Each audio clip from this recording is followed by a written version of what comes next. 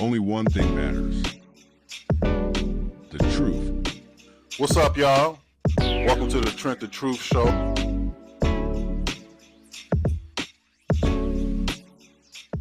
What's up, y'all?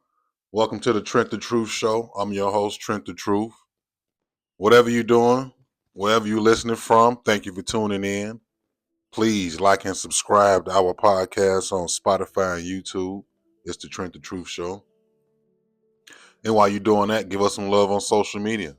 It's Trent the Truth on Instagram, TikTok, wherever you search. Real quick, today's episode is brought to you by TP Media. Are you having a special event and in need of a photographer? Do you need someone reliable, professional, and affordable? Look no further than TP Media. We specialize in providing professional photography services for all occasions, baby showers, birthday parties, sporting events, and even if you need a professional headshot, TP Media's got you covered. Follow us on Instagram at TP Media. Email us with any questions or concern, teepea.photography@gmail.com. Again, that's teepea.photography@gmail.com. TP Media. And just like I tell you guys, you got any questions, you want to be a guest, sponsor, any questions, comments, or anything you want me to address, email me at trentthetruthshow@gmail.com. Again, that's trentthetruthshow@gmail.com. And if you're feeling good and you want to bless us, our Cash App is TrentTheTruth88. Again, that's TrentTheTruth88. Don't forget to put the $ in the front. And you know, for the people out there in TV land, we got the QR code on the screen ready for you to pull your phone out and make your donation. But whatever you decide to do with the show, whether it's a question, comment, you want to be a guest or a sponsor, or you want to make a donation, we truly appreciate any interaction with the Trent the Truth Show. Man, and continuous proof of that. Today we got the big dog with us, Vice President of the Black Conservative Foundation Federation. Yes, sir. Quenton Jordan, what's up, bro? What's going on? Yeah, man. Thank you for coming on, man. Appreciate you having me. Yeah. So what's so crazy is I'm getting another experience of what they say a small world. Yeah. Like, you know, I've been seeing your posts, you know, with your political stances and things like that. But I didn't even know you was already family. You know, you already part of the Stain gang. Yeah. Yeah. So man, that's I tell people that's a fraternity, man. You know, just being a part of it. You Yes, never sir. know who you're gonna meet, what you're gonna become. Yeah, for 6 years. I did 7th and 8th grade there too. Okay. Yeah. So man, Joe, what years was you there? From what was that? 2006, and I graduated 2012.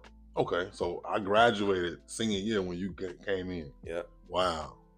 That's what's up though, man. Like I said, didn't know you were staying game, but I do know about your social media presence on the political, you know, on the politics side. So what's been going on with you? Man, a lot. Besides work, I'm stepping into fatherhood pretty soon, so I'm excited about that. Congrats. Appreciate it, but just been staying busy. You know, a lot of people know me for the type of work that I do within politics, but that's not my full-time job. Full-time, I work in the investment banking space, so I've been doing that for about 10 years. And I do a lot of other stuff on the side too. Okay. But what I'm most, I would say, outspoken about, especially across social media, is my political and community work. Okay. Right. So, like I said, that's how I came in tune with you. Seeing, you know, your political views on things. And it's a lot of people, you know, wouldn't agree with a lot of the things that you say and how you feel, you know, but if you really listen to the points you're trying to make, Yeah. if you're able to look in the mirror and take the heat, so to say, you know, be real with yourself, then you'll understand why you say some of the things you say. And that's what I tell people all the time. Social media is one thing because for the most part, people are not on there trying to have a conversation to like understand. They want to get their comment out there. They want to get likes. They want to make you mad. It's all about rage bait, especially now. And so most people have those types of interactions on social media. It's like if I make one point, you got 5 seconds to make a point where you're going to get 100 likes on a comment or something like that. But when I sit down or when I go out and talk to people, it's always a positive experience. Whether they Right. agree with me, disagree with me, we walk away better Me- every single time. It's never been anything less than that. Being able to agree to disagree. Exactly. Okay. Yeah. So what was it like growing up? Like how was the household? Yeah. So I grew up in Roseland, so I'm not far from here. Okay. Grew up in Roseland. I mean, I had a 2-parent household. My father was like the father for everybody on the block. Okay. I would say we grew up with about 30, 40 kids just within like a 2-block radius. So you can imagine how crazy that was. And it was Chicago. Like it was as Chicago of an experience as you can get, especially growing up on the South Side. Like I said, I went to Morgan Park, graduated 2012, and I was one of the people who was like really, really outside. Like a lot of people say like they was outside, they had a Chicago experience. I was like really outside in the sense of, like I was just telling you before we started, I used to shoot videos, like the rap videos. So I was maybe 15, 16. You know, I'm going to Adriana's with King Louis, or I'm pulling up over east on Essex with Herb and Bibby shooting their videos. Yeah. On top of that, I was throwing parties, you know, all of that. So I really was everywhere around the city since a kid. I used to play baseball at Jackie Robinson. I used to play at Roseland. So whenever I go out, and a lot of the reason why I get so much attention on social media from Chicago is because I was really outside. Like I really know people from all over the city, from the South and West Side. Not necessarily for politics. Not necessarily for politics, nah, because that wasn't a part of like what I did growing up. That wasn't until I left Chicago as an adult where I really started to get into politics. And what led you there? So I went to school after high school. I went to school in Virginia. I went to Hampton. Okay. And so Hampton is in Virginia. For most people who don't know where it's at, it's a small private school in Virginia, and the next big city is DC. HBCU, right? Yeah, for sure, HBCU. And so when I left Hampton, I moved to DC, and my first job was maybe 2 blocks down from the White House. And so I still at that point wasn't really into politics. I would say like my first introduction into politics was Obama, right? Just growing up in Chicago, especially if you're on the South Side, you can't not know who Obama is and the impact he had on everybody. And, you know, I stayed not too far from Oak Hill Gardens, and he used to do a lot of work there. So I really, really was invested in him, not because of his politics, but because he was a black man, the first black president, and he's from Chicago. So outside of that, I had no idea what politics was about. I didn't know Republicans, Democrats, none of that made sense to me. And so when I moved to DC, it was almost impossible for me to not get involved in politics because I was so close to where all the decisions happen. And so just being outside, networking with people, really getting to understand, like, what do you do for work? Oh, you work at this agency. What does that agency do? Oh, y'all make these decisions. Y'all make these types of laws. And so I started to get more of an interest in it. And then what really woke me up was having been outside of Chicago for so long, I started to ask a lot of questions like, man, when I was growing up, you couldn't tell me that every single black person in America didn't grow up how we grew up. Meaning like, and you know, you went to Morgan Park. When I went to Hampton, it was people who told me they never seen a fight in school. These are black people. They like, I've never seen a fight in school. Wow. I've never seen anybody get shot. I've never seen anybody go to jail. I'm like, these are everyday experiences. That's an everyday experience for me. Right. And so when I really started to understand like what causes that, when I started having these conversations with people in politics, and understanding like how laws are written, how money is distributed, then I'm like, all right, now I have to get involved, because all of the people who make these types of decisions on, you know, the trajectory of young black kids' lives are here in DC for the most part. And so I started to dive in more and really understand like, all right, this is what the mayor does. This is what aldermen do. These are the types of, you know, decisions that they make. And from there, I just, you know, I stayed interested because I'm big on like community work. Right. And yeah, that's what has driven me from starting up till now. What work do you guys do in the community? And this is the BCF that y'all do the community work in, or? Yeah, for sure. So before I was part of BCF, I was still doing like a ton of community work. Like I had a scholarship that I had started in my grandmother's name when she passed, because she was in education. And that was solely for like kids in Chicago who don't have the money to even start thinking about college. Like, here's your first $1,000. And so I had started that before I did work with BCF. What's the name of that? The scholarship? So I don't have it anymore. Okay. This was, I want to say 2015 I started it, and then as I started to grow, especially within BCF, I sort of walked away from it. Okay. Just because we have so many other opportunities, Right. that wasn't the priority anymore. Right. Okay. Yeah, but within BCF we do a ton of work, and this is what I tell people all the time. If we were a Democrat organization, you would see us on BET, you would see us on the front page of some of these black magazines because of the community work that we do that doesn't get highlighted. And we don't do it because of the recognition. We understand that we probably not gonna get the recognition, but we do it because it matters. For example, one of my least interacted with posts was a post where I announced that we invested $2.5 million into black communities across the United States. So we did that in 2024. Okay. The least interactive post that I got. And the reason that I highlight that is because you'll see people on the Democratic side who, let's say they put up $50,000, and I'm not knocking them for this. They should absolutely be doing that. But they'll say they put up like $50,000. They get keys to the city. They blasted on the shade room and all of that. We put up 2.5 million. This is not the only time that we've done that, but this was the largest investment that we had done at that point. Then it's quiet. It's quiet, and it's cool because, again, we don't do it for the recognition. We do it for the actual impact. And we do things like that all the time.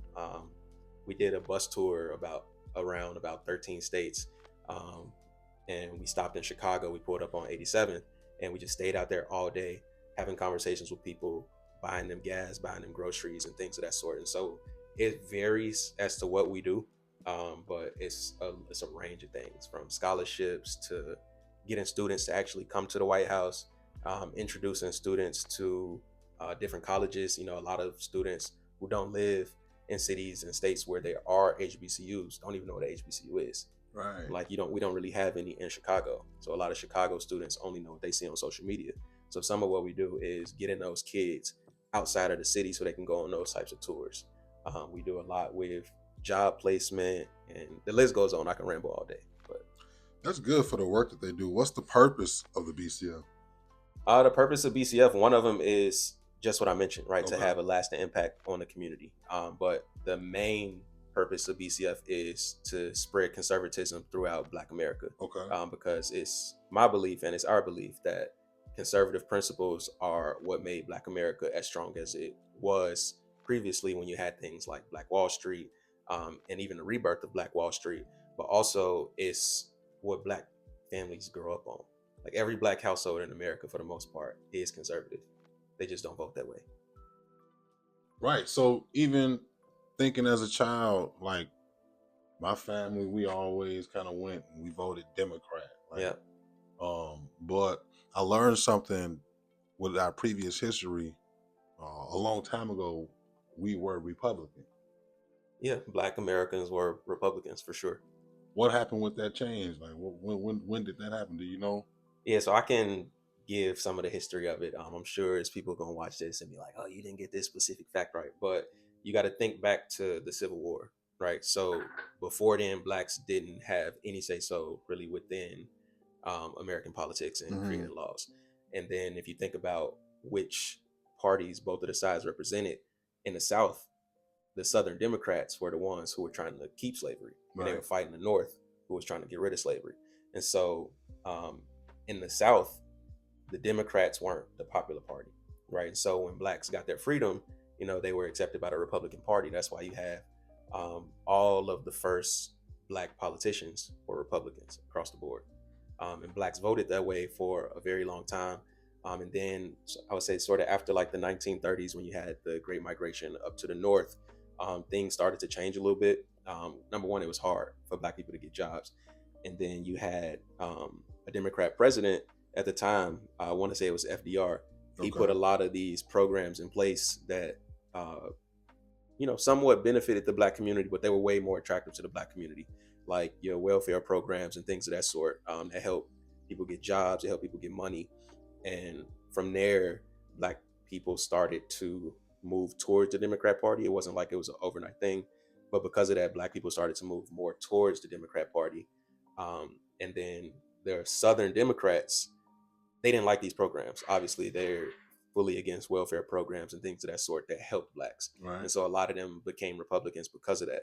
That's when you'll start to hear about like the Dixiecrats and then like the party switching and things of that sort. And so a lot of your Southern Democrats who were fully against like black people having freedom, they became Republicans. And so now over that period of time, you have about 90% of black people just simply voting Democrat because of one, that's switching the party, but two, also the welfare programs and things that came in place. That's crazy. Yeah. So you could say that's how your family voted, Democrat, right? Or... Yeah, I mean, I feel like in America, you are born two things if you're a black person. Well, number one, you're born black, and number two, you're born a Democrat. So that's just the way that it is. I mean, a lot of people don't like that reality, but that is the reality. And it's not cool to not be a Democrat. Like, if you're a black person, most people can't handle the type of heat that I get on social media. I'm all for like the conflict because I'm very confident in what I believe, and I know that for the most part, everybody that's arguing with me believes at least some of what I believe. They just don't vote that way because it's not cool. Right. So you vote Republican. For sure. Okay. What makes you feel like you agree with that side the most? Yeah, so I'll say before anything, before you even bring parties into it, a conservative. Right. I know that most people don't even understand what it means to be a conservative or be a liberal, but it doesn't automatically mean that you are a Democrat or a Republican. The way I think about it is, but I ask you this: what do you think of when you hear conservative? I don't even know. Yeah, that's most people's answer. Yeah. Right. So the way I view it is, most people view conservatism or liberalism by a person. Right. Like if you say like you're a Republican or you're conservative, they automatically associate you with like the Donald Trumps of the world. Right. Because that's all they know. Right.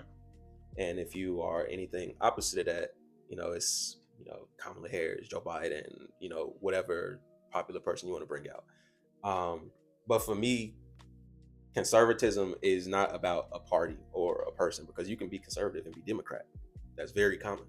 But the way that I think about it and the way I tell people to think about it is that being conservative means that you just prioritize the least, I don't want to say it. You prioritize the smallest and most effective level of authority over your decisions. And what that means in a practical standpoint is like, take taxes, for example. Mm-hmm. The most effective way of managing your money is for you to manage your money, right? Like, I believe that the person who works for the money has a better way of spending that money for themselves than the government does. Right. And that's why you'll see that most people who are conservative are against, high taxation.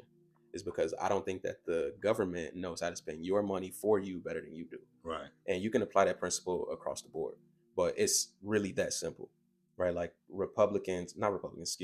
conservatives believe that you make better decisions for yourself and for your family and for your community than the government does. Whereas on the other side, they believe that institutions make better decisions, right? The more power you give to an institution, the better that institution is run, the better outcomes it'll have for everybody else.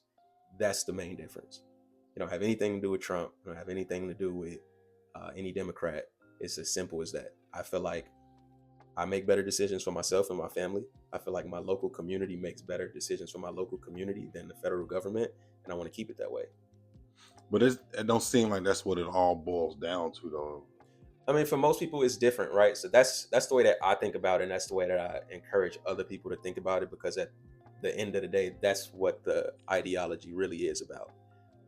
But most people don't vote for every issue, right? Like, it's very hard to find somebody that's saying, oh, I'm going to the polls because I care about everything. No, most people vote based on one thing or at max three things. Mm-hmm. And so those three things can differ from person to person. And so if you ask me what conservatism means, that's what it's going to be. If you go out and ask somebody else what it means to be a conservative, they're going to say like, oh, I like my guns, right? I want to, gun rights. I want to keep all my rights to myself. All of those things are correct, but it always boils down to that principle. So when do you feel like you was able to make that switch? You said coming out of college, like, okay, I see things this way now. Yeah, I feel like it's always been that way, right? So just growing up black, again, you come out the womb a Democrat, but you also come out with the understanding that the government can't be trusted. Like we've seen what the government has done. Like we know they put drugs and guns in our community. We don't trust them. But you don't vote that way, right? Conservatives believe that I don't trust the government. The government has too much power. It can be corrupted. So I'm going to vote for the person who wants less government power. For example, like people see what Trump is doing right now, where he's firing all of these federal workers. As a conservative, I love that because I don't want the federal government to have all of this power, right? And the more people that the federal government hires, the more money they're going to have to make. So if they got all of these jobs, the only way that they make money is by taking your money, by taxing you.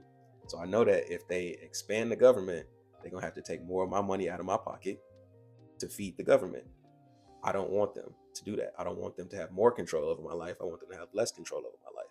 But if those, 300,000, 400,000 people get laid off, they got to get paid. They got to make money some kind of way. So they're going to pull from the government, which pulls from our paychecks. Not necessarily, right? So a lot of the people who leave the federal workforce are some of the best hires in the private sector. Okay. Right? Like, so that's why you see, if you look at the jobs reports, which I know most people don't, but I'm like a political nerd, so I enjoy that stuff.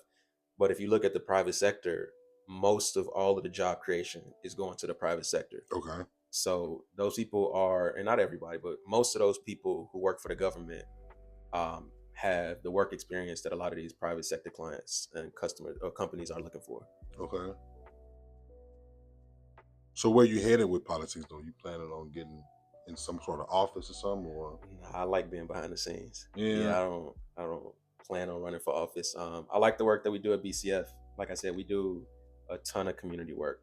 Right now, one of our big things is one of our big initiatives is the HBCU strategy going forward, making sure that as we shift away from sort of like the traditional education and industries because of like this rise in AI. I don't know how familiar you are with it, but like everything is going towards AI and robotics. Oh yeah, that I know. Yeah. And I know that historically HBCUs have been underfunded. Like when I was on campus, we barely had strong enough Wi-Fi to stay on the internet without getting cut off. Right.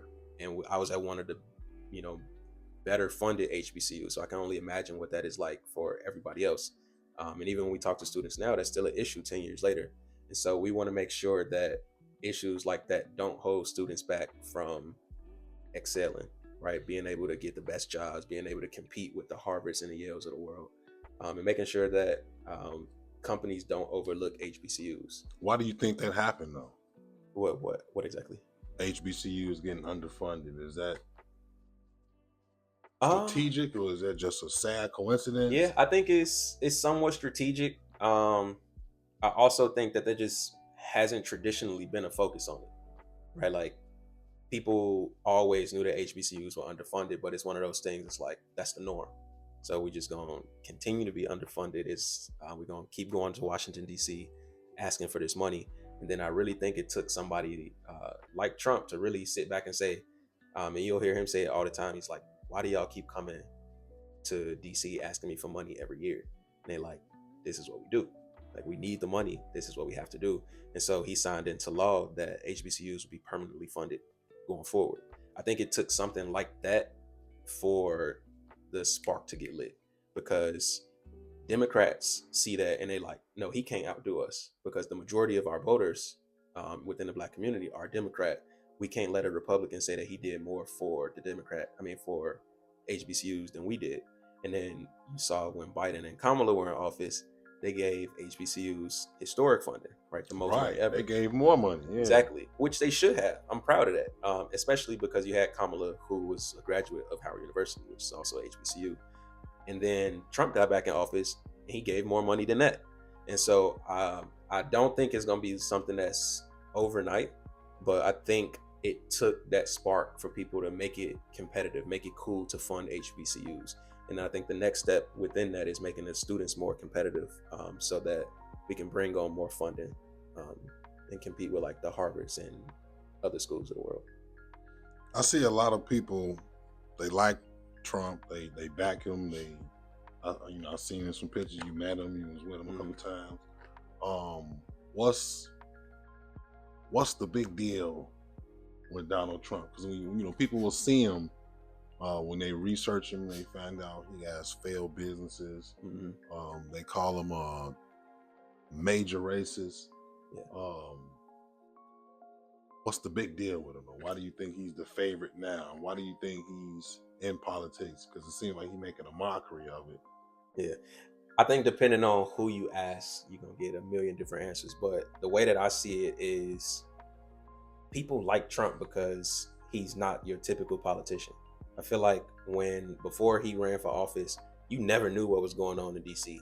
You knew that they were taking your money out your check. You knew that they funded all of these different programs, but you never had any insight into how decisions are made or anything. And I think Trump came in as that polarizing figure to say, hey, I'm not your traditional politician. You already know who I am because I've been a public figure for decades. Here's what it is. And now people are getting to see what I like to call, like, we getting to see how the piece is made. Like if you go to a restaurant, you don't see what's going on in the kitchen. Now we're getting to see what's going on in the kitchen. Right. We're getting to see who is arguing with who, what's the thought process behind all of these decisions. And a lot of people don't like that. A lot of people are comfortable with the traditional ways of how things work. And, he came and uprooted that. You said something about him being like a failed businessman. And I hear people bring that up all the time. Failing is part of success. 100% failing is part of success. You're never going to meet any successful business person that will tell you that they never failed before. I'll agree with that. Right, from like your Warren Buffett, your Elon Musk, the most successful people in the world. And so when I hear people say that, it's just like, you're supposed to fail. But even if you work out, like I like to relate things to the gym. You're supposed to go to failure at least at some point to know that you're pushing yourself. Right. That's how you get better. And so failing at business and then having successful businesses, he's a billionaire from his businesses. Everybody knows the Trump name because he's great at business and marketing. The racist point of it, I don't see that personally. I mean, I know everybody is going to have their own opinions and stuff, but my first introduction to Trump was G-Unit. He used to be on, I think it was G-Unit Fridays or whatever day of the week it was, where they had their own radio show. And he was on there. He wasn't racist at that point. I'm a huge boxing fan. They used to have boxing events at all the Trump hotels. He was the man that you wanted to be around if you were a boxer. I've met Mike Tyson, and he talks about him as being one of the only people who would reach out to him when he was going through his situations. He was letting him fight at his hotels and all of this stuff. And even if you relate it back to, something like the Rainbow Push work that was going on back in the day, they awarded Trump. He's in pictures alongside like major political civil rights figures, and because of the work that he was doing with Black communities. And so I always ask the question of, at what point did he become racist? And you know what, though? That's a good question because, like you said, before he got into politics, everybody was behind him, so to say, because he had the money. Rappers, I want to be rich like Donald Trump. And, they seen him good. And then when he stepped into politics, then, everything changed. That's the way that politics works. And I've been in DC long enough to know that people can make any narrative about you at the click of a finger. Right. The moment you start to jeopardize somebody else's power, they will put every resource into making sure that your image is destroyed. It don't matter what side of the aisle you're on. Right. But why do you think you took the side that you took, though? Like, in terms of what? In terms of Republican, in terms of wanting to understand Donald Trump more than maybe how some of your friends will feel like, Yeah, so I didn't become a Republican because of Donald Trump. Right. Like I leaned more into conservatism as a broad ideology. But I would say like the main thing that got me away from the Democrat Party and more like liberal ways of thinking was everything that was going on in Chicago. Like I told you, I grew up in Roseland. I've seen no less than 50 people that I've grown up with either shot or in jail for the rest of their lives for some type of gun violence. You can't see it now, but I got my older brother tattooed on me. He got murdered in the streets of Chicago. Sorry to hear that. Yeah, appreciate it. But stuff like that made me just question who's responsible for making sure that this type of stuff don't happen. And then I started to look at, outside of the household, because at some point it's not just a household problem when you have the entire city dealing with the same issues. Right. Even some of like your best and brightest students are getting killed at school, like in front of their school, literally. And so I started to look and see like, all right, who's in charge of these communities? Who's in charge of these police forces, who's in charge of these school boards. And then I started to notice a pattern where it's like, all right, Chicago is bad, Baltimore is bad, Memphis is bad, New Orleans is bad. They all have the same type of leadership in place, which is Democrat leadership. And they've all had the same type of leadership for at least 5 decades. Right. And the problems have only gotten worse. You know, everything that my parents grew up dealing with in terms of schools being underfunded, in terms of, you know, violence in the communities, drugs, all of that stuff has gotten worse, not better. And we keep putting the same people in office. And to me, that just didn't make sense. And so I started to look at other communities that weren't like that. Most of them weren't Democrat. And it just clicked to me like that. Like, all right, the reason that this stuff is happening is because the policies that are in place don't work for Black people. Like, Right. they just simply don't, point blank, period. Do you think Republican policies work for Black people? I think there has to be a closer middle ground, right? Okay. So I do think that conservative policies work for most people. You know, if you talk about things like the defund the police issue was huge, especially around like 2020 when COVID and all of that stuff happened. And that's when Chicago was like at its worst, right? You had about 3 murders a day almost. And so I started to look at like the type of policies that are in place. Like, you know, they don't want to, I don't believe that we should flood our communities with police, but you also can't have a situation where you're telling your police not to lock people up, right? There was a viral video that went, viral in Chicago of people literally having a shootout in front of the police car. Like, the dash cam of the police car is what's capturing the shootout. And the state attorney at the time said, don't arrest them, those are mutual combatants. And it's like, you can't have policies like that, because what you're doing now is encouraging people to go out and do dumb shit. Like, you are encouraging kids to not follow the law because they don't have any fear of getting arrested. Like in Chicago, and I don't know if it's like that now because we did have some bail reform, but in Chicago, if you got caught with a gun, you'll go to jail, come home tomorrow. You can't have policies like that and expect the situation to get better. And that's why Chicago has been like the #1 city for murders for about 13 years straight, is because that type of shit don't work. And it's also like the school boards and the teachers unions, right? We're not teaching students anything relevant in schools that makes them want to come to school, right? Like, students are going to schools, they don't have enough books for the whole classroom. The teachers don't want to be there because they don't have the equipment to teach the students effectively. Like we said, like when we went to school, it was fights every day. That was the norm. I was in a lot of them. Right. That was the norm. And so when you're in an environment like that, as a student who does want to learn, how can you want to learn in those types of environments? And so I really do feel like a lot of the Democrat policies that have been in place in a lot of these cities just don't work for Black people.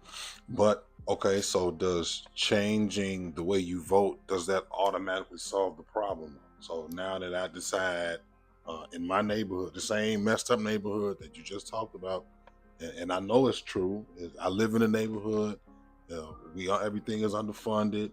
All of the stores in here are designed to kill us, liquor stores, and no health food in the area, food desert, all of that. So I decide the next year I want to vote a different way. My life doesn't automatically change though. Right, but let me ask you this.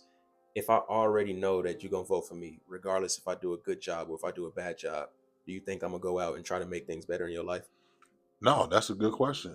And I'll answer the question by saying I don't think that they will. Well, the person is not. Exactly. And I think about the Bulls. I think that's the way that the Democrat Party is run, right? And I think that shift started to change a little bit in the last election. But to get back to your original point, no, just waking up tomorrow night saying that you're going to vote for a different party is not going to change your life overnight. But what it will do is, if enough people wake up and say, you know what, I'm not just going to blindly vote Democrat because my community has looked the same, if not worse, for the last 50 years. Let me go and see what the Republicans are talking about. That's going to light a fire under those Democrat politicians to say, wait, this person is questioning whether or not they want to vote for me because I haven't fixed this problem yet. Let me go out and talk to that person and see how they want that problem fixed.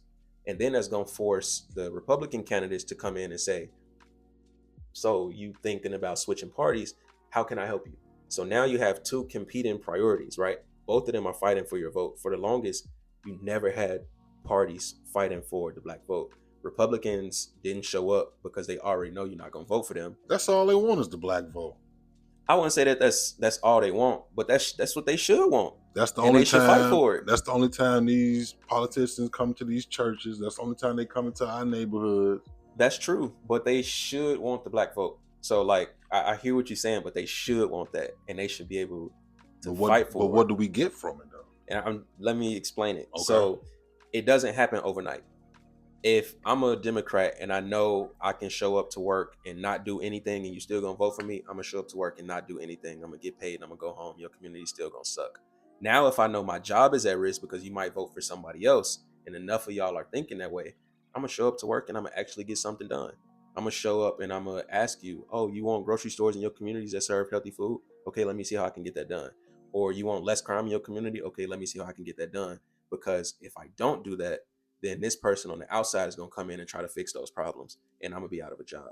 And so it's not going to happen overnight, but enough people need to step up, and you don't even have to vote the other way. You just have to demand that the other person does their job so that you keep voting for them. And see, when you break it down like that, I think about the owner of the Bulls, Jerry Reinsdorf. You know, he knows that Chicago is a big market. Yep. So I don't got to get no big name players in here. Yep. We just gonna put out whatever comes out, Yep. and until the fans stop coming or until these seats stop selling, then hey, whatever five we got out there, that's what the Bulls gonna look like. We ain't gonna care about winning, like you say. If I know you just gonna vote for me, then I don't gotta do nothing. Exactly, and you can see it with the Bears, right? The city of Chicago is about to lose the Bears to Indiana because Chicago got so complacent and saying we're the Bears, we're a historic organization, our fans are diehard, they're always gonna be here. The owners are always going to be here. We don't have to do anything for them. Indiana stepped in and said, I see that y'all need these things done. What if y'all take a look across the street? Mm-hmm. And now Chicago is fighting to keep the Bears and Indiana is winning in that battle. So you literally have to force people to do their jobs by letting them know that they're not the only option. And for the longest, the Democrat Party has thought that they're the only option for black people. And they failed to do their job because it doesn't matter if they do it or not. We're the only voting bloc, and I say we as black people, the only voting bloc in America that gives 90% of their vote to a single political party. And the reason that we're the only voting bloc in America that doesn't get better schools, that we don't get, updated housing, we don't get, new stores in our communities unless other people start to move in, is because we don't matter in the political spectrum when it comes to voting, because everybody knows how we gonna vote. When you saw over the last few years when President Biden and Kamala were in office, and you had all of these Hispanics and migrants coming across the border into like south side of Chicago and stuff like that, what started to happen? All of those schools in the black communities that were shut down for years, they started to open up. Right. They started to get new funding. They started to become migrant centers. All of those houses that was boarded up, who, if you went down and tried to get funding for it, they would laugh in your face. All of those houses suddenly started to lose the boards off the windows. Hispanics started to move into those homes. Those communities started to get better funding because Democrats know that in order to keep their vote, we have to give them something. In order for them to not vote Republican, we have to give them something. And that's why you started to see a shift, because Democrats know that Hispanics are not tied to the Democrat Party. And so because of that, they showed up to work and they got something done. And what's crazy though, when you think about the word Republican, it has a stigma. It has a racist stigma to it. Mm-hmm. To a point where when you think about that, you think they're racist, they want to take from us. And then, which I'm just trying to think of a way, or trying to think of why people would feel like we need to ride with the Democrats over Republicans, because it's like when you hear that. Yeah, and I won't put all of the blame on Democrats. Like, I do think that Democrats have done a great job at ruining the black community, but it's not solely their fault. It's not solely their fault. Like I said earlier, like Republicans didn't show up. And because Republicans didn't show up, it made the black community feel like they don't care about us. Right. Most people have never seen a politician. But for sure, if you're a black American, you've probably never seen a Republican. And that's because Republicans for the longest didn't show up. That didn't even start to somewhat change until Donald Trump came into the picture, which is why you see a lot of more conversations around, are you Republican or are you Democrat? Right. Because Republicans started to show up when Trump came into the picture, and he said, what do you have to lose? Everything is already going bad for you because you keep voting the same way that you're doing. What do you have to lose by giving me a chance? That question resonated with a lot of people because people started thinking like, damn, you know what? Our schools do suck. We do have shootings every day. How much worse could it be if I look across the street and start to see what he's having to offer? Right. What do you say to people who feel like politics is a joke in itself? Like to people who don't even believe in voting, is voting important? Like people will feel like they would hate to have to choose the lesser of two evils. I feel like I'm not winning whoever I decide to pick. Yeah. What do you say to that community that stays away from voting, period? What I tell that community who thinks that voting is not important, I tell them to stop looking at the highest possible seat that you can vote for. Like, if you don't think that voting is important because you're thinking about the president, start to look local. Everything in politics is more important at the local level. When you think about your school board, that's local. You don't have to look to Washington, D.C. You don't have to worry about what Trump is doing. Your school board are people who literally live in your community. When you start to think about like who's policing your communities, all of that stuff is local. When you start to think about your judges, you know, if you got somebody who's been through the court system, you don't have to keep that judge in place if you think he's not a fair person, if you think he's racist, if you think he's giving out harsh sentencing, you can vote him out. But people don't think like that because their only, I would say, introduction to politics is what they see on TV. Right. You never really hear about your local races. Most people don't even know who their alderman is. Especially if you live in a city like Chicago, the aldermans have a lot of power. Your alderman is the person that's going to make sure that if you're driving down your street, you don't hit a 6-foot pothole. Right? People don't think about it like that. If you live in different states or cities like Atlanta, you have a city council. Right. A lot of people don't even know who's on their city council. Those things matter more than who's the president, because the president is putting a lot of laws in place at the federal level, right? The president doesn't control your state laws. You need to look within your own community and figure out who is it that's in charge of this? Who is it in charge of making sure that the street lights come on when it gets dark outside so the kids can go play? Who's in charge of making sure that the parks are safe, that the parks are clean, that the pools have water in them? That's not the president. And so when I tell people if they feel like their vote doesn't matter, I tell them they need to start thinking about it that way. Or get in politics. Right. That's the best way to actually you don't impact like the alderman, become the alderman. If you don't like the way that something is working, go get on the board for it. Chances are the person that's running for it has been the only person running for it. They never had any competition because most people don't think about that. No, that's true. That's part of the reasons why I'm a football coach now. My kids was involved in the program, and there was some things that I didn't like, and instead of complaining, I joined the staff. So now, I became the help that I felt like they needed.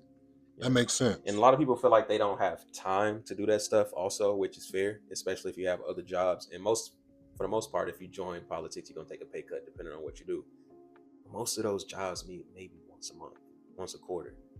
So if you really have, and especially if it's something that's on your mind all the time, like every day I'm thinking about this pothole, how do I not hit it? Become the person that's in charge of making sure that your streets are paved. Exactly. Yeah. It's that simple. When you make it like that, that's what's up.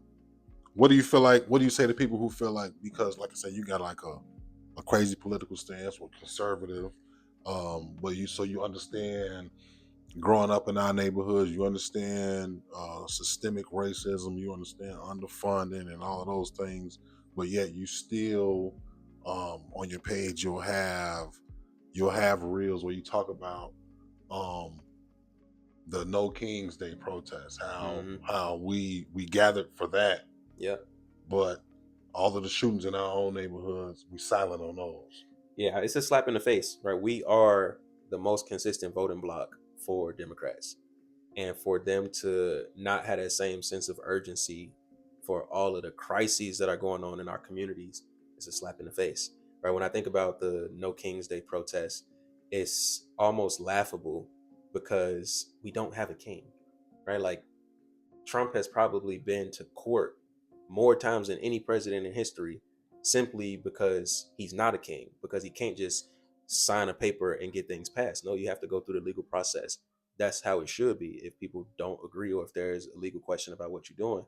But for the Black community to be the most consistent voting bloc, we're talking upwards of 90% of Black people vote for Democrats. Meanwhile, we have the highest homicide rates. We have drug overdoses at a rate that's almost double other groups. We have schools that are not only underfunded, but literally shut down, right? There are some schools in Chicago right now that can hold 500 students, and on an average day, you might have 10 of them show up. Those are emergencies, because when you think about the future generations of Black Americans, what do you do when your students aren't going to school and they're already behind? We already have the lowest literacy rates of all groups. What do you do when those students just simply stop going to school? What do you do when kids are getting murdered before they can become adults, before they can really understand what it is that they want to contribute to society? That's a crisis, Right. especially in cities like Chicago, because I think we're almost past 100 murders so far this year. It's not even May yet. That's a crisis, and we don't have any protests for that.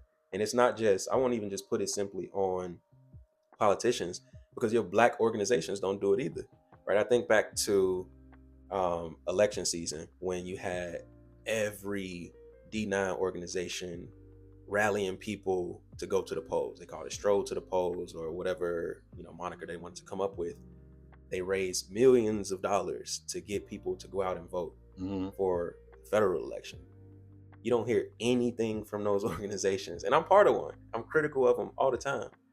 You don't hear anything from them when you have mass shootings in places like the Gold Coast downtown, where 8 to 10 Black people are getting murdered. Well, not murdered necessarily, but like shot. You don't hear anything about what we should do as a community or how much money we should raise to make sure that our schools have books that students can actually read from. Why not lead them? I do. Okay. I do. We do this work all across America. And that's why I say, like, most of it doesn't get the eyes on it that I think it would if we were a Democrat organization. But we've hosted, Stop the Violence rallies. We have a strategic plan in place right now called Say the Streets that's impacting, different cities across the country. We do food giveaways all the time across the country. We've made that one of our signature things where we'll show up, we might host a barbecue in a random park and just get everybody to come out. You get free food. In some cases, you get free gas money, free grocery money. And we do those types of things at scale across the country. That's our way of trying to combat these things. We also work with schools, not just the students, but the teachers, making sure that they have everything that they need. In some cases, we give stipends to teachers who say, hey, I'm good at my job. I love my job. I just don't have what I need to financially provide for these students in my class. It's $1,000. We do stuff like that. Okay. And again, that's why I was saying, if we were a Democrat organization, we would be blasted on every single publication there is. But the only time you see us on stuff like the Shade Room is, they want to say like, oh, this is a Trump organization, or they hate Black people, they hate that community. When we've done more than almost every organization in America, right? We are in the top 0.99% of Black-owned businesses that employ Black people, right? We have over 200 people that we employ across the country. You won't find too many Black businesses who can say that. We're one of them. Do you think it's important to set the record straight on what people think about your organization or you, period, to what they say? I think the work speaks for itself. I look at some of the comments and the things that you say, like everything you just said, it made sense. I agree with it, doing the work in the community. But there's other people, other politicians that trying to do the work, like Jasmine Crockett. I kind of seen you kind of was like, not necessarily friendly towards some of the things that she wanted to do, and it sounds like y'all do the same things. Yeah, so my issue with Jasmine Crockett is not that I don't think she cares for Black people, because I honestly think she does. My issue with her is that she tries to dumb herself down because she thinks that's the only way that she can relate. This is a person who has an advanced degree. She's a lawyer. She has a law degree. She's very smart, very smart. But whenever you hear her, she's in a caricature. She's acting like, somebody who we all know that she's not. We've seen the backstory on how she grew up. We saw how she communicated before she was in office. She talked, I won't say proper, but she talked like she had a sense of intelligence. And now every time you see her, she's trying to play to an audience that is not, she's trying to stoop down to her audience instead of bringing her audience up to her level. And it's specifically a black audience. And I don't like that, because it's like, why not bring people to where they need to be, right? It's one thing to meet people where they're at. You can still show up and talk like you got some sense, Right. versus trying to stoop down and try to sound like you ghetto and act ghetto. And we all know that that's not you. It comes across as fake. And that's what I dislike about her. Do you know her? I have never met her personally, but I mean, she fights for media attention, right? She's in the public space because she wants to be. And so I can go based on what I see. Right, because I'm thinking about just like a simple collaboration, like, hey sis, or I like what you're doing in the community. I'm doing something similar.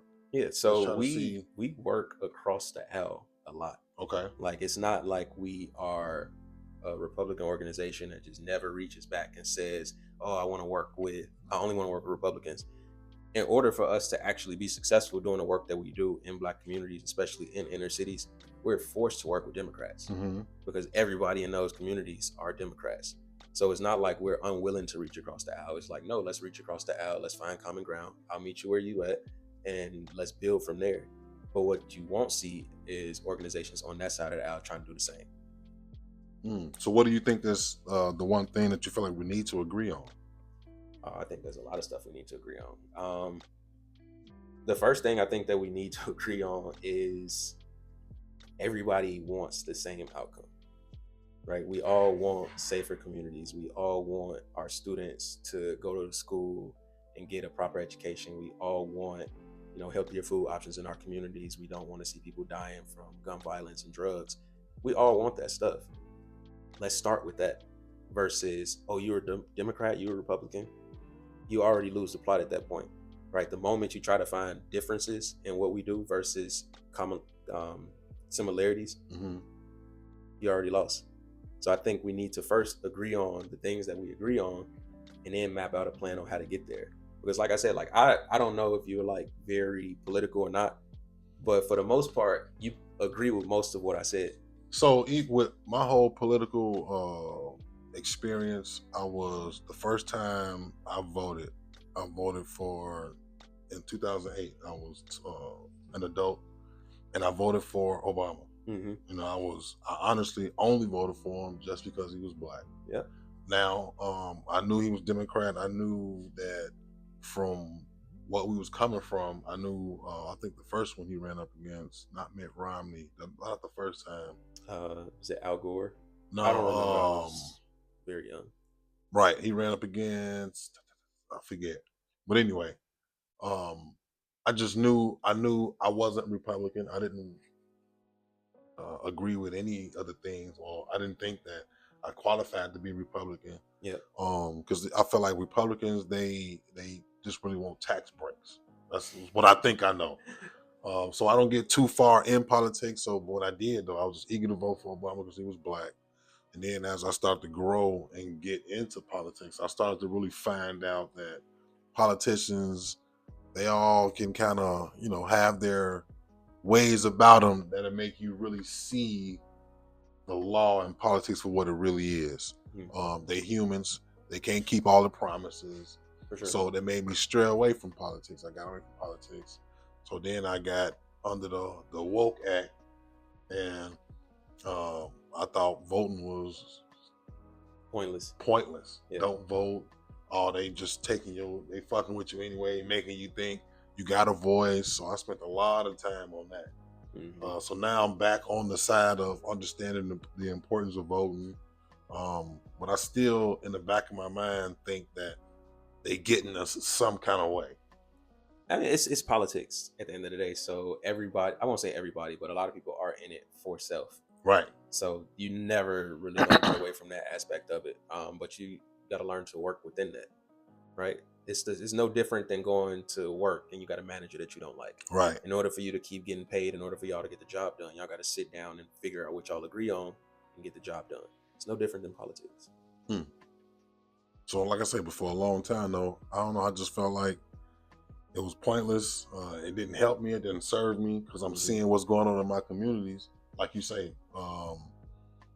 But it makes sense now though, knowing that if I know I don't have to do no work, and I know you're gonna vote for me anyway. Yeah. If you could just show up to your job right now and not do anything and still get paid, would you show up and start doing stuff? Probably not. Right. If you could be a barber and get your customers were just paying you to not cut their hair, I wouldn't cut their hair. That's true. Exactly. It's no different in politics. That's true. It's no different.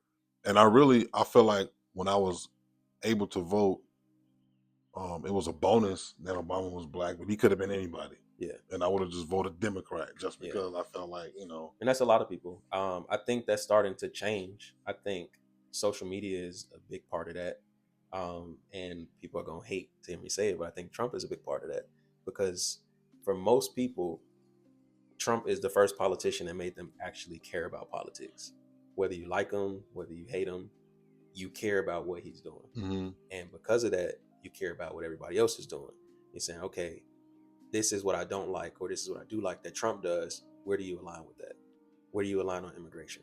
Where do you align on taxes? People are starting to think about that stuff when they're voting for other candidates. And I think social media plays a big part in that because now everybody has a voice.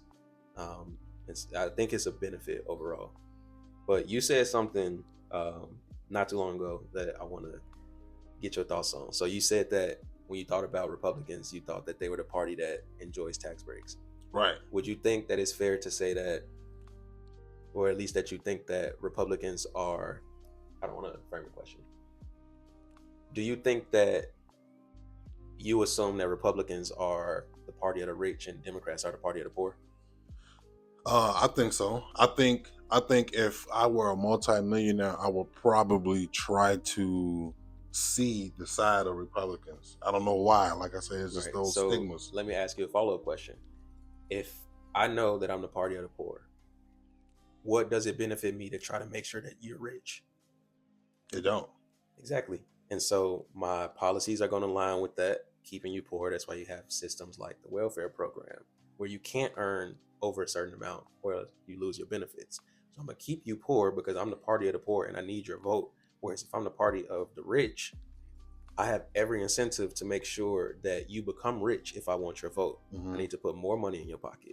I need you to understand that you can make as much money as you want to. I need to put systems in place that get out of your way when you're trying to open up your business. You know, I don't need to put a million regulations in place if you're a barber and make it impossible for you to get a license or go and work in a shop. I need you to make as much money as you can, and I need to step out of your way so that you can be successful if I'm the party of the rich and I want your vote. If I'm the party of the poor, I have every incentive to keep you poor. That's why I'm gonna put more regulations in place. I'm gonna make it as hard as possible for you to get a license to open up your shop. I'm gonna make it as hard as possible for you to escape these taxes. I'm gonna make sure that every roadblock possible is in your way, because once you become rich, I no longer have your vote. So do you think if all people knew that, if all Democrats, if all people who really felt like I'm a Democrat in my heart, if they all knew that, do you think they would still vote that way? And then Probably not. But I don't think most people break it down like that.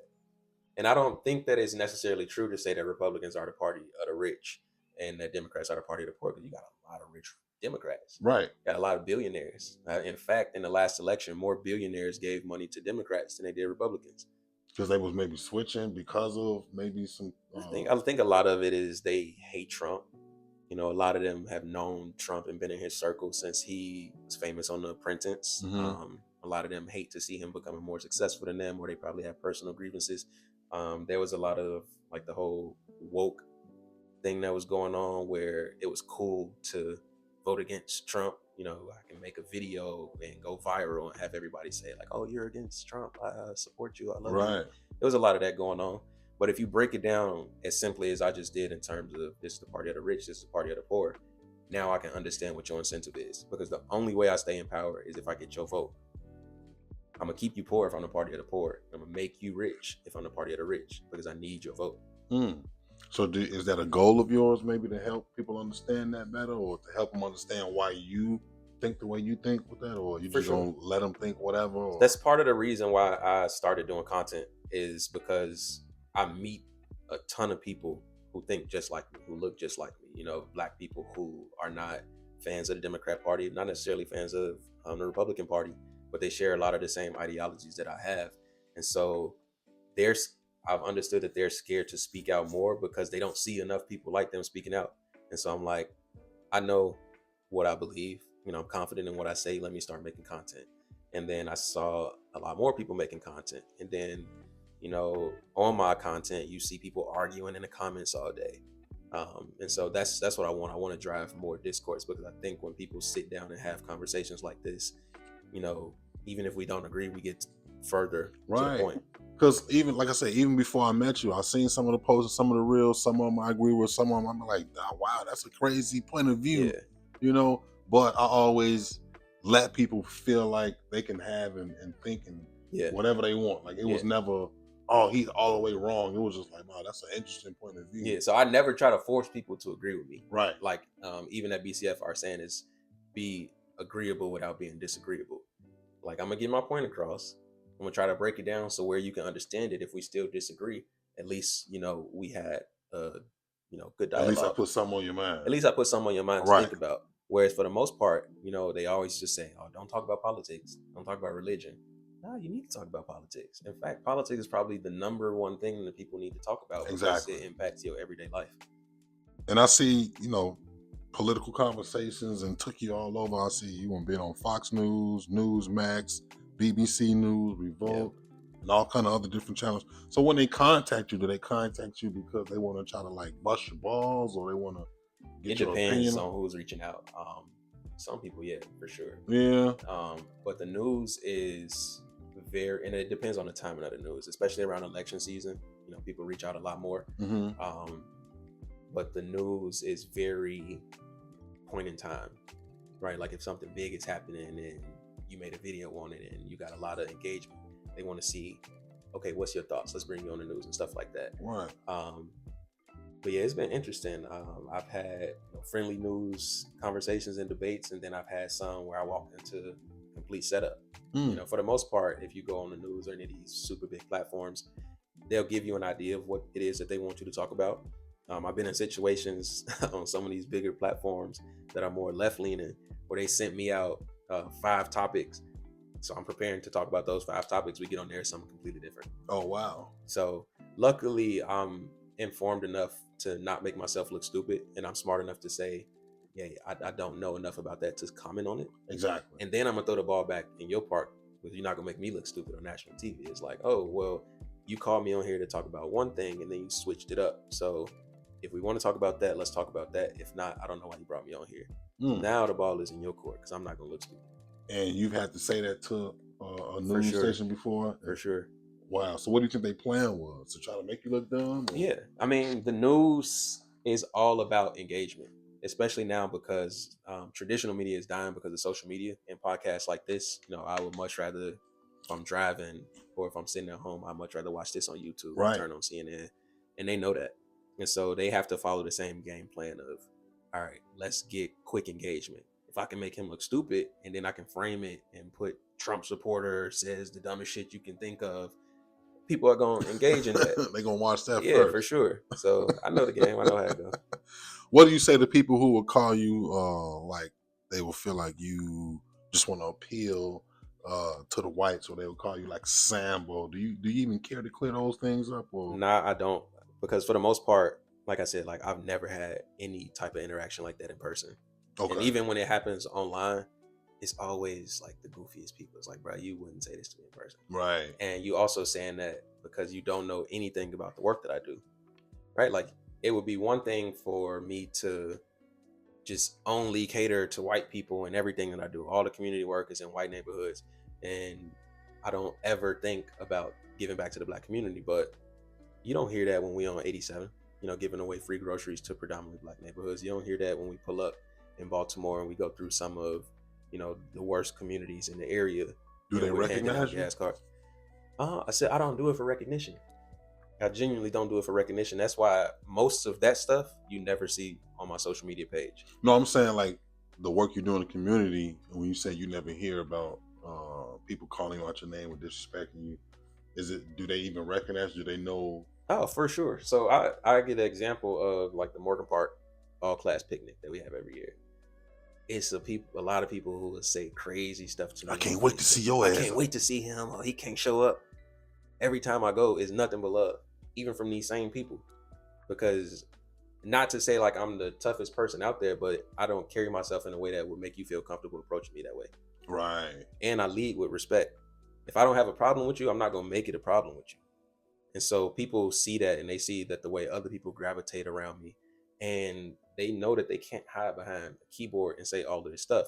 And again, I understand it. Like politics for most people is very like spurred a moment. Mm-hmm. Like they get real passionate for this one thing at this moment because it's trending online, or they just feel this type of way right now.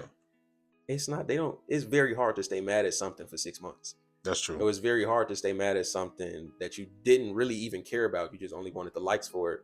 9 times out of 10, you don't even remember that you said it. That's true. So you get a lot of that too. And I understand that. I've been in politics long enough to understand that, people say shit that they don't mean. And I'm a very confrontational person. Not confrontational, but I will address the issue. I've never been one of those people to back down. And I see on your page you got a pretty big following. Of anybody notable from making a political stance to decide to follow you or contact you and maybe in agreement with some of the things that you... Yeah, I've met some incredible people, from UFC champions to NBA players, ex-NFL players. In fact, the chairman of our board at BCF is Jack Brewer, who was, the former captain for the Minnesota Vikings. He played for the Eagles. I've been able to, meet Phil Heath, who, if anybody's in the bodybuilding world, he's like the Michael Jordan of that. Okay. So there's no shortage of people who I've met who are in agreement with the way that I think. Anybody in politics? Yeah, I mean, I've met most politicians. I met, Trump. I've met most of the people who lead the agencies, like Department of Labor, Department of Homeland, all of those people. I've met a ton of Democrats. Like I was just telling you before we started, I had the opportunity to sit down with Don Lemon and debate him. That debate never came out, but I've had the opportunity to interact with people all across the board. How is Don? Let me not say what I want to say on here. He was cool in person. Okay, I'll give you that. Especially before we sat down and debated. And I think he knew some of my stances. He was real cool. Okay. He's been famous for a long time, so I think he understands how to interact with people. Right. So I'll give him credit for that. I don't think he's a genuine person, just because like the Don that I met 5 minutes before we sat down and the Don 5 minutes after that, completely different. And even in some of our, post interactions after that, and me asking simply like, hey, where's the video? I'll leave it at that. Okay. So what do you think has a greater long-term impact on people in society, love or hate? A greater long-term impact? Yeah. And answer with politics in mind. That's a good question. I think the greater long-term impact is for sure going to be hate. Because when you act out of hate, you do a lot of irrational things. You don't always think through the consequences or the long-term ramifications of some of the things that you might do. I think hate has gotten us into a lot of wars. Whereas if you lead with love, it's a good thing. I think you should for sure try to lead with love or try to lead with respect. So I would for sure say hate is going to have the greater long-term impact, because a lot of that stuff you can't come back from. Right. Yeah. Like some of the comments that people say to me, can't come back from that. And what does that do for you on the mental health side though? Like, what do you do for I don't care about it at all. So like I said, like I've always been one that's really into like conflict, right? I grew up wrestling. I grew up a fan of like boxing. So I've always been that person that's like, oh yeah, let's go. Like I love putting my best against your best. Okay. And for the most part, I genuinely don't even lean into some of the comments that I get, because it's mostly love. And I know a lot of people won't believe that, but for example, if I get 1,000 comments, I might get 100 that's like hateful. Then the other 900 are all love. And so what I tell people all the time is, why would you give any energy to the 100 people that you already know don't like you? Most of them are going to be bot pages. Why not just lean into the love, the people that support you? And that's with anything. It don't have to be just politics. Just lean into where you're getting the support at. That's what's up. So what does bother you though? I know some do, and I'm asking because I watched Rocky, on the movie, and Rocky, he a fighter. He was doing a commercial, and they was talking shit to him because he couldn't read and all of that. He kept messing up, kept calling him out his name, and he was acting like it didn't bother him. Yeah. But then when he got home, he was talking to his wife Adrian and shit. And he was telling her, like, man, I said that shit didn't bother me, but it kind of really did. Like, yeah, I know you got this. As a excuse me, from a political standpoint, or just I would say a human being. Politics aside. Yeah, politics aside, the only things that really bother me are when I know I shouldn't have done something that I wouldn't normally do. Okay. Like, for example, if I'm just going back and forth all day, commenting with people who said something crazy versus, showing love to the people who show love.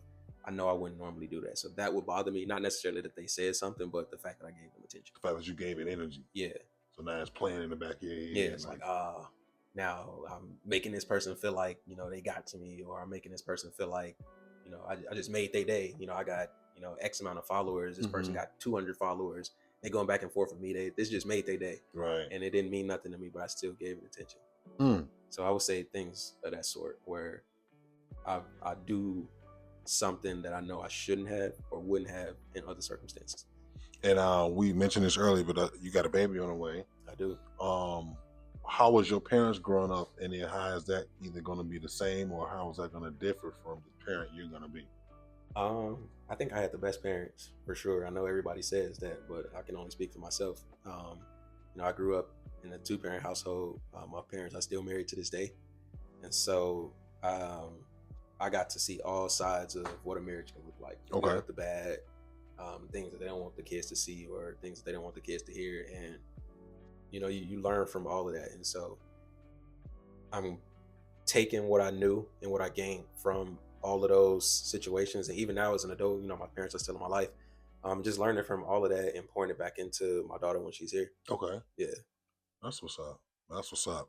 Every time that I have guests on the show, once we get toward the end of the show, I always ask them what's something that we need to stop doing and what's something that we need to start doing as a race, as a people, just as a Democratic or Republican Party. Yeah.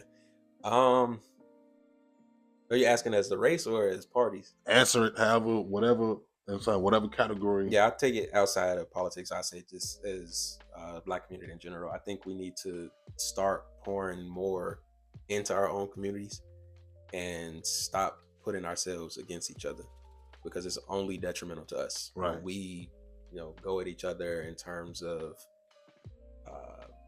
even outside of violence, just simply like hating on people, right? You can't even make a post and say like, oh, this business owner in Atlanta just opened this restaurant. Hey, that shit gonna fail, blah, blah, blah. Like, we need to stop doing that.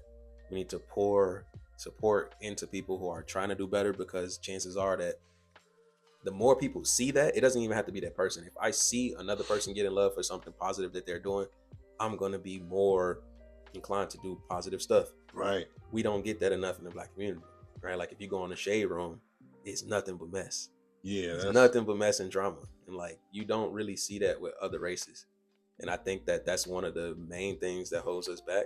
And so we need to stop that and do the opposite. Like, what's the opposite page of the shade room, where it's not just mess, it's actual, Black success. And it's not people in the comments arguing about dumb shit.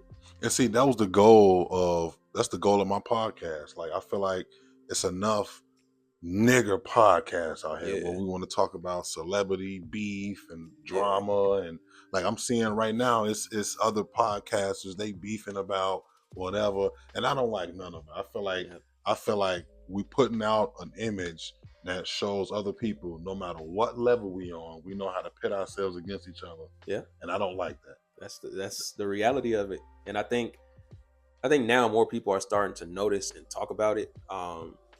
it's this thing called like black fatigue that I see on like Instagram and Mhm. social media. I don't necessarily lean into that narrative of like niggas just tired of black people, like we tired of niggas doing nigga shit, but that's the reality of it. Right. And I think that the more we have conversations like this and say like, hey, it doesn't always have to be negative, right? We don't always got to talk about black fatigue. Let's talk about black success. Let's talk about black excellence. Like make that the focus. And that's what I was just saying. Like if you make a post or if you do anything, if you got 10 people that support you and you got one hater, why are you giving your attention to this To one that hater? one, right. Because that one hater is going to grow into 5 haters because they see that they don't even care what you're doing. They don't. They just want to engage with you. Like they literally rage baiting is like the biggest thing. Just want to be the opposite. They just want to be the opposite. And when Yeah. people see that they got your attention, the next person gonna try to get your attention. Or you Right. could have just leaned into the love. Yeah, and like I said, that was my whole angle with the podcast when I have guests on. Like, man, there's a lot of stuff to find on your page to want to argue about, but that's not the goal. Right. You know what I'm saying? So that's why when I had you on, I'm like, man, you know what? I want to make sure we just try to see where the common ground is, get your side of it, your point of view, because any way that you do feel you got that right, number one, you're entitled to that. And as a fair human being, I'm like, man, you know what? Let me just pick his brain. Let me see what he thinks about things. And you find out, like you say, we all have a lot of the same common beliefs, but it's just certain rules separate us. Yeah.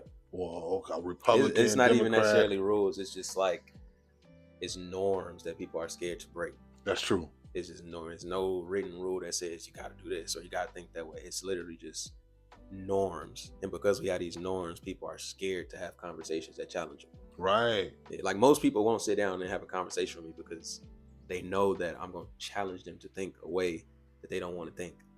If they want to just debate instead of because they come in with a he wrong. Exactly. They coming into it like, oh, he wrong. I'm gonna show him that he wrong. Versus I'll come into it and say, I could be wrong. Let me hear what you think. Exactly. Yeah. Yeah, no, that's pretty smooth. One thing I will say, with the status and everything that you do have, I hit you up and you got back to me immediately. Oh, for sure. And we came up with the date. We sat down. We got this done. I definitely appreciate you, your time coming on the show. Very down to earth, cool, calm, collected, staying gang brother. Any future goals for the year or anything? And my baby is due any day now, so that's my priority for the year. You gonna take time off for that, or? Yeah, I'm gonna take. It's hard for me to step back from work just because I do so much stuff, but I'm gonna force myself to do it. Okay, for sure. That's what's up. How can we get in contact with you? I'm very reachable on social media, like you just said. I don't even know what my handle is. It's Quenton_J. I'm most active on Facebook and Instagram. So if you want to reach out to me, if you got a question that you've been dying to ask, DM me. For the most part, I try to respond. Yeah. That's what's up, man. Thank you, my brother. Yes, sir. Excellent, man. Great to have you on, Yes, man. Appreciate you. Thanks again for tuning in to the Trent the Truth Show. Please make sure you like and subscribe to our podcast and YouTube channel. Follow us on social media, Trent the Truth. And if you have any questions, comments, concerns, or if you want to be a guest, email me at TrentTheTruthShow@gmail.com. Again, that's TrentTheTruthShow@gmail.com. Thanks again. Tell your friends. Watch it together.